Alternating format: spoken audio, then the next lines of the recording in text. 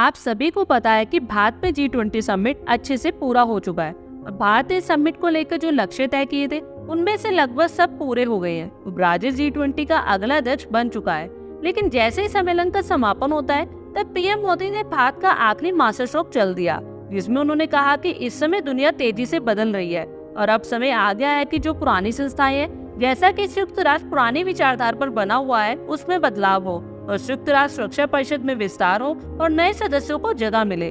भारत ने ये तक बोल दिया कि यूनाइटेड नेशंस और सिक्योरिटी काउंसिल में अगर सुधार नहीं होता है तो यूएन अपनी मान्यता भी खो देगा।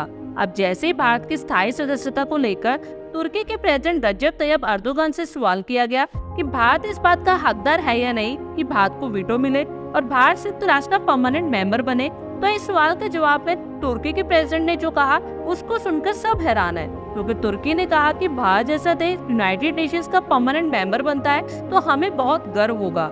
आगे वो बोले कि ये जो दुनिया है वो 5 देशों से भी ज्यादा बड़ी है। 5 देश यानी कि अमेरिका, चाइना, ब्रिटेन, रशिया और फ्रांस।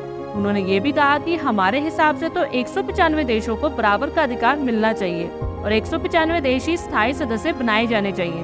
बस बारी बारी से 5 देशों को स्थायी सदस्य बना दो और ये सिस्टम चलता रहेगा और सभी देशों को बराबर का अधिकार भी मिलता रहेगा। अगर आप तुर्की के बयान पर गौर करेंगे तो भारत ने भी यही कहा था कि 195 देश यूएन में है, लेकिन सिर्फ 5 देशों को ये वीटो पावर क्यों दी हुई है?